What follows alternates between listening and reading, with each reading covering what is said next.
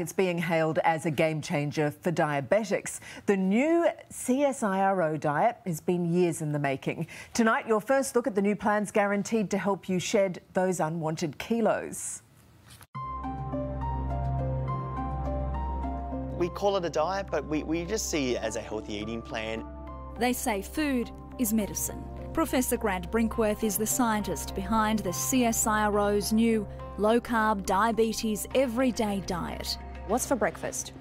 So for breakfast we have the vanilla cinnamon quinoa porridge.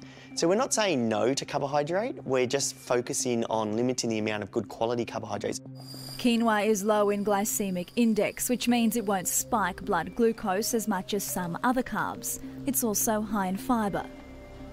Our diet plans are evidence-based, so they're grounded in scientific and nutrition principles, which we have shown in clinical research to actually have real health benefits. A question on everybody's mind, bread, good or bad?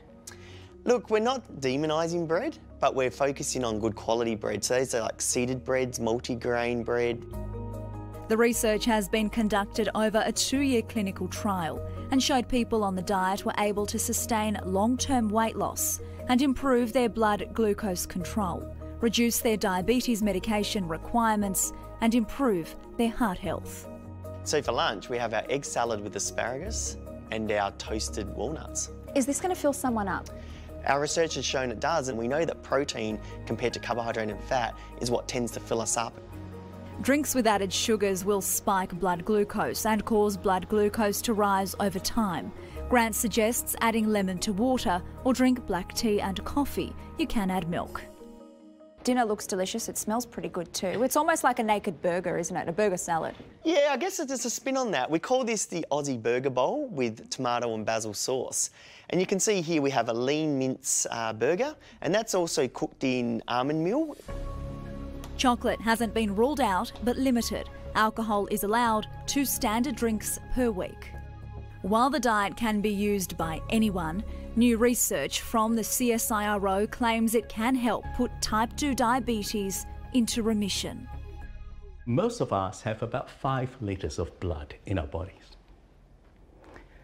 Do you know how many teaspoons of sugar all that blood can hold at any time? 2 teaspoons.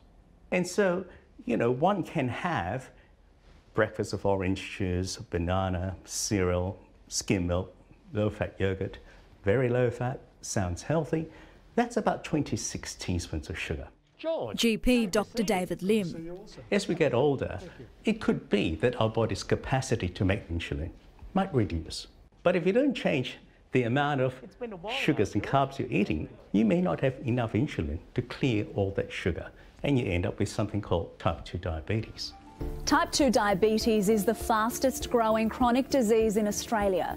1.5 million Australians have type 2 diabetes, and there are 280 new cases diagnosed every day. Since 2019, there's been a 16% increase in type 2 diabetes globally. 80% of the deaths in diabetes are caused by cardiovascular disease, heart attacks and strokes. I had very high blood pressure. I had very high cholesterol levels. George is Dr. Lim's patient. The 70-year-old lives with type 2 diabetes and has embraced the CSIRO's diet. I've been able to get off insulin, so life has become a lot easier and a lot more settled than it's been for a long time. The CSIRO's new diet is available in bookstores and online.